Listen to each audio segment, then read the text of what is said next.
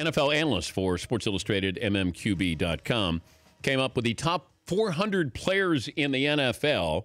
And Andy, kind enough to join us. How did you come up with what was the criteria for the rankings, Andy? Yeah, Danny, that's such an inexact science. So what I did, I basically started with is player A better than player B?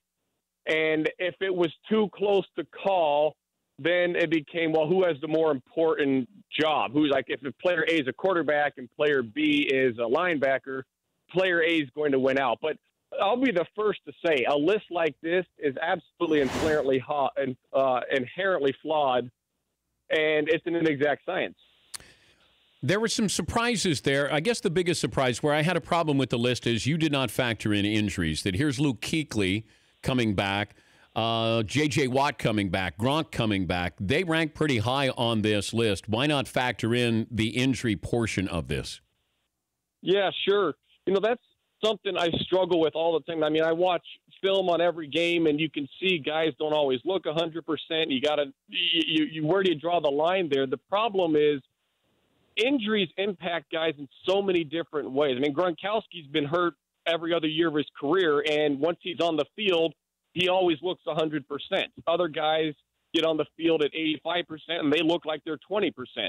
And there's nobody in the NFL that knows this and has access to this info and understands exactly what a guy will be when he's hurt. And what everybody in the NFL also agrees is that everybody's hurt at least a little bit pretty much all the time. So I guess as just a way to eliminate as much air as possible, and you still leave some air with injuries, I tend to ignore them unless they're absolutely glaring. And Watt and Gronkowski and Luke Kuechly, those guys, they're scheduled to play. They're good to go. Gronkowski's full practice right now, so I give them the benefit of the doubt. We were also arguing this earlier. What is the most important position aside from quarterback? Yeah, that's a great discussion. I think most coaches, and it's going to depend on your scheme. If you're a zone scheme defensively, then the answer becomes defensive end, an edge rusher. Mm-hmm. If you're more of a blitz-oriented scheme where you design pressure, then those guys, those teams will want a man-to-man cover corner because you tend to play man coverage behind most blitzes. And if you have guys that can cover one-on-one, you have a lot more guys who can blitz, and now you're more flexible. So that's probably most people's answer. I think they'd look on that side of the ball because quarterback is so important offensively that if you have a great one, that can impact every other position. I can make a good receiver look great. We've seen all the time the Mannings and Bradys of the world, they make average offensive lines look very good. So it becomes on defense and really the guys who can combat the quarterback, and it's an edge rusher or a cornerback for most people.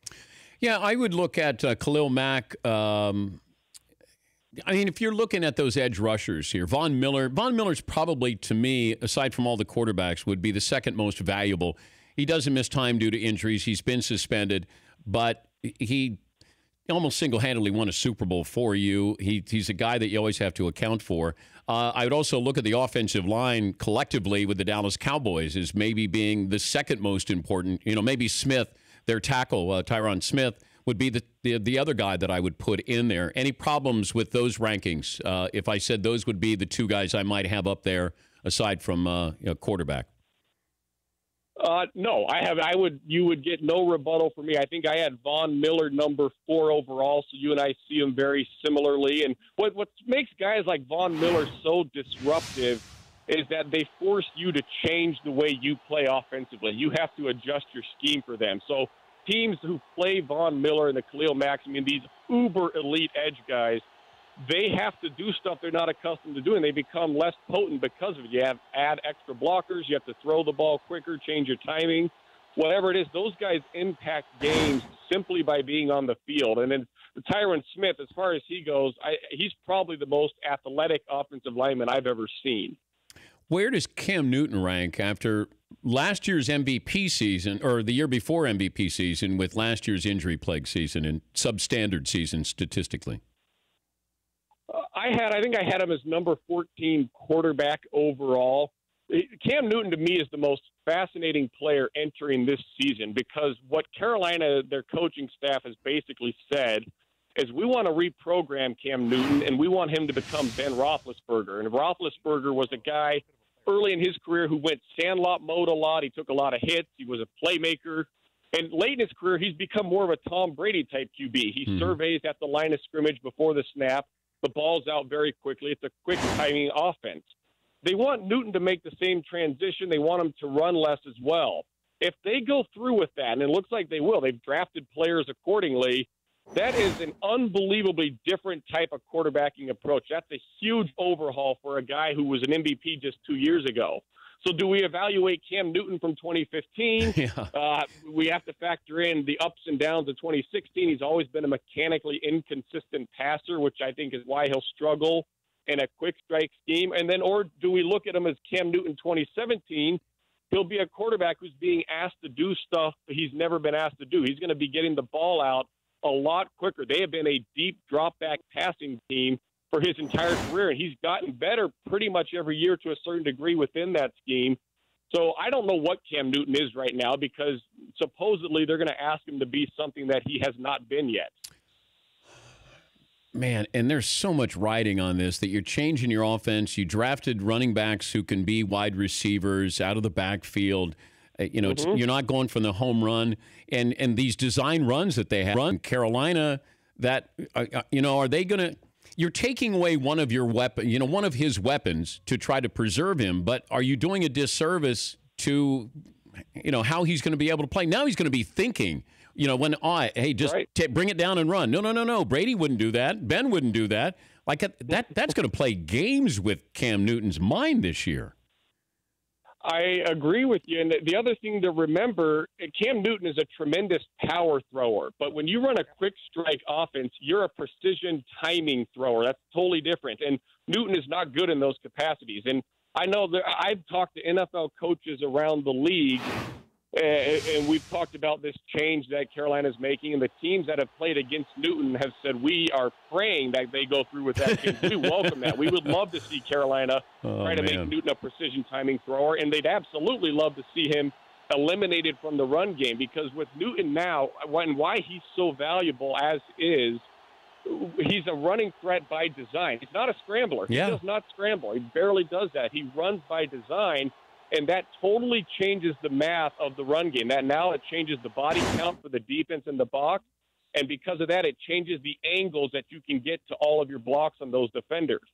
Teams are not prepared. They're not set up to defend running quarterbacks in the NFL. So it's a tremendous advantage, just the threat of Newton running. So for Carolina to be talking publicly about how, well, we're not going to run him anymore, if they come out in weeks 1 and 2 and they go through with that and they don't run with him, not only will they lose the running plays with Newton, but they'll lose the advantage of teams having to account for Newton in the run game. It's going to make it harder on their running backs. Did Kaepernick make your top 400 list? No, I'm not a Kaepernick guy. It's nothing personal. I kind of admire what he does personally, in fact. But from a football standpoint, I am not in the Kaepernick camp. You don't buy any of those numbers? Quarterback rating over 90. What was he? 19 touchdowns, 4 interceptions last year. Are those are hollow numbers to you? Well, yeah, a little bit, because and there were times, look, he played great for certain stretches. I remember the Miami game and parts of the Arizona game. He was as good as any QB in the league for stretches there. He's unconventional. He's not a traditional drop-back pocket passer. And what can never be captured statistically, and it is an enormous part of quarterbacking, probably the second biggest problem a QB can have besides turning the ball over, are throws that are supposed to be attempted that are not, because the quarterback didn't see it. He wasn't on time. He wasn't prepared to throw from the pocket because his mechanics were broken down, whatever it is. And when you put on the Kaepernick film and you watch it from the overhead every week, you see that on a regular basis. You see it to the extent that it starts to impact the play calling, and now we're talking about a much, much more limited offense. And that's why coaches are having trouble wanting to bring him in, because they see a guy that's you're going to have to reduce your offense to account for him. And then the fact that he's not a pocket passer means you're going to have to redesign a lot of your offense. And that's just not realistic to expect a team to invest in a backup quarterback under those conditions. Great stuff, Andy. Stirring it up with your list on the MMQB.com. Have a good weekend. We appreciate you joining us. All right. Thanks, Dan. I appreciate it. All right. The Dan Patrick Show, weekday mornings on Audience.